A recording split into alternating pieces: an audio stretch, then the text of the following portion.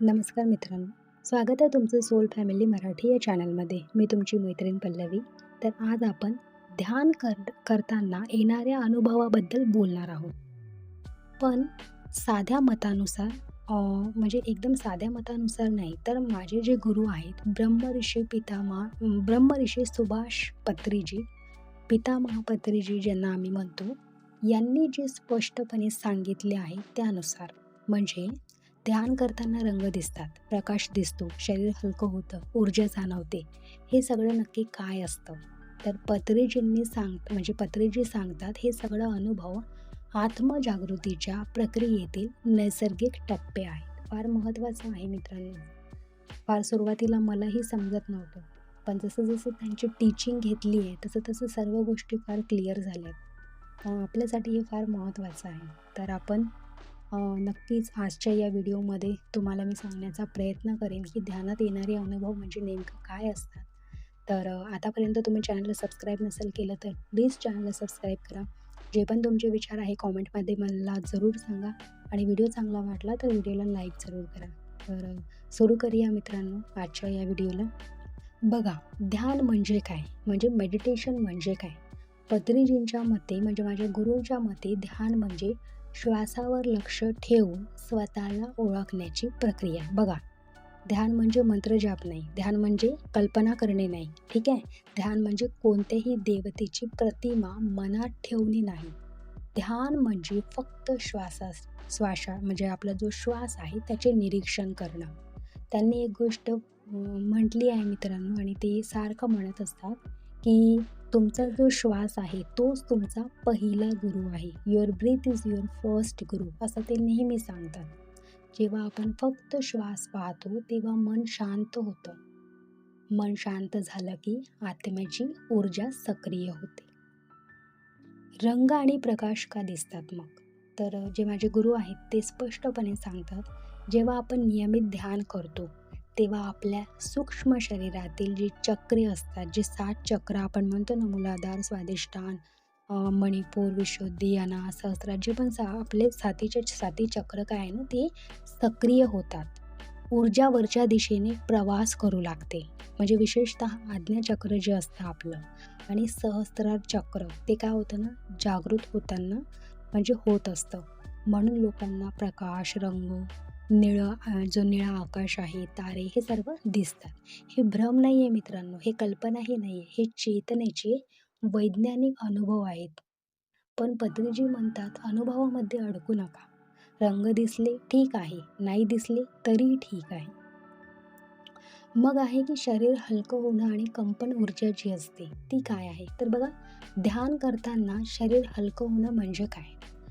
पत्रीजी sir सांगतात, आपण शरीर नाही, आपण आत्मा आहोत. जेव्हा ध्यानात मन शांत होतं तेव्हा आत्म्याची जाणीव वाढते, शरीराची ओळख थोडी कमी होते, म्हणून शरीर हलकं वाटतं. कधी शरीर मोठं झाल्यासारखं वाटतं, कधी शरीरच नाही असं वाटतं. हे अत्यंत नैसर्गिक आहे मित्रांनो, कारण हातात कंपन जाणवतं, आपल्या मणक्याजवळ उष्णता जाणवते आणि हे ऊर्जा प्रवाहाचे संकेत आहेत.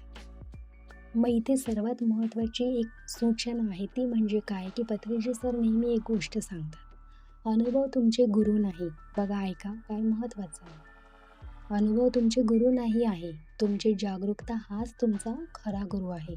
जर तुम्ही अनुभव शोधायला लागलात तर तुम्ही मनाच्या पातळीवरच राहाल. ध्यान म्हणजे अनुभव जमा करणं नाही, ध्यान म्हणजेच आत्मसाक्षात्कार. मग आता पहा, असे बरेचसे लोक असतात की ज्यांना अनुभव येतात आणि ज्यांना बिलकुल अनुभव येत नाही. कोणी ध्यानामध्ये बसले 4-5 दिवस झाले की लगेच त्यांना 2 दिवसात सुद्धा अनुभव येतात, आणि कोणी लोक असं असतात की जे 1-1, 2-2 वर्ष झाले ध्यान करून सुद्धा त्यांना अनुभव येत नाही. ही प्रक्रिया असते आपल्या पास्ट लाईफवरती डिपेंड करतं ना, की आपण पास्ट लाईफमध्ये किती ध्यान साधना केली आहे. तर त्याच्यामुळे इथे आल्यावरती लगेच थोडंसं आपल्याला कोणी धक्का दिला, म्हणजे जसं पुश केलं आहे ना ह्या गोष्टीमध्ये, तर काय होतं ना, लगेच आपण ते ध्यान करायला सुरुवात केली की आपल्याला त्याचे अनुभव लगेच यायला लागतात.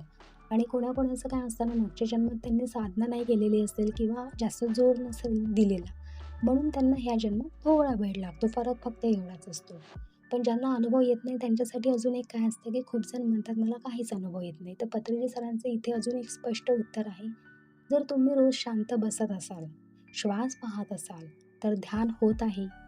अनुभव येणं किंवा नाही येणं हे आध्यात्मिक प्रगतीचं मोजमाप जे असतं ते नाही आहे, है ना? की बाई मला अनुभव आला तरच माझं ध्यान होत आहे किंवा नाही आला तर माझं ध्यान नाही होत आहे, असं काही नाही. तुम्हाला जर सगळ्यात महत्त्वाचं असं आहे, की तुम्हाला जर शांत वाटत आहे, तुम्ही स्वतःला म्हणजे बघा ध्यानात येण्याच्या पहिले तुमचं जीवन कसं होतं आणि ध्यानात आल्यानंतर तुमचं जीवन काय आहे? सगळ्यात महत्त्वाचं म्हणजे शांती. आता जे सध्या चालू आहे, एन्झायटी, स्ट्रेस हे सगळं, दुःख, पेन है ना? हे सगळ्या गोष्टी तुम्हाला याचा फरक नाही पडत आहे. तुम्हाला ऑल टाईम नेहमी असं शांत फील होत आहे, शांत वाटत आहे. तर म्हणजे काय आहे ना, की तुमचं ध्यान एकदम बेस्ट चाललंय. म्हणजे मग त्याचा अनुभवाशी काही संबंध नाही आहे. आता सगळ्यात महत्त्वाचं ध्यान आणि विज्ञान. बघा हे फार महत्त्वाचं आहे. आपल्याला असं वाटतं स्पिरिच्युॲलिटी, आध्यात्मिकता म्हणजे आपण जे आता बाबा लोकं बघतो, है ना? आणि मग आपण फसतो त्याच्यामध्ये, असं नाही. स्पिरिच्युअल सायन्स यांनी सांगितले आहे. म्हणजे बघा पत्रिजी सर ध्यानाला पूर्णपणे जी वैज्ञानिक प्रक्रिया मानतात. स्पिरिच्युअल सायन्स मानतात. जेव्हा आपण ध्यान करतो तर मेंदूतील तरंग लहरी बदलत असतात. ताण कमी होतो, जाणीव विस्तारते. म्हणून अनुभव येतात. पण ते नैसर्गिक परिणाम आहेत. ध्येय काय आहे? स्वतःला आत्मा म्हणून ओळखणं. हे जेवढे अनुभव होतात ते होतात एक नैसर्गिक परिणाम म्हणून होतात. पण आपण काय आहे ना, आपलं ध्येय काय, आपला उद्देश काय आहे?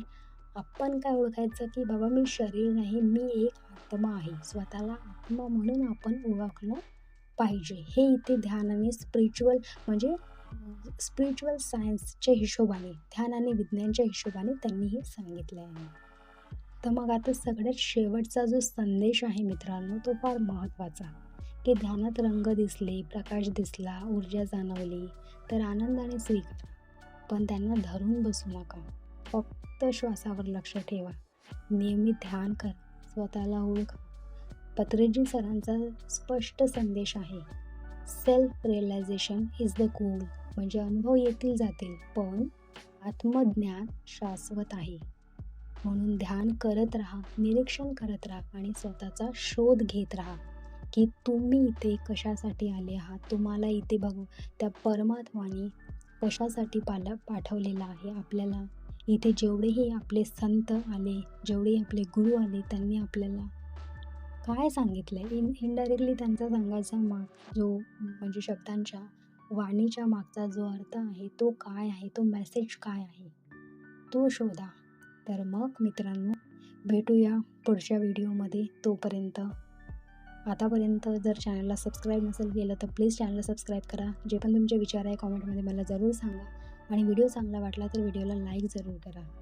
तर भेटूया पुढच्या व्हिडिओमध्ये. तोपर्यंत बाय बाय.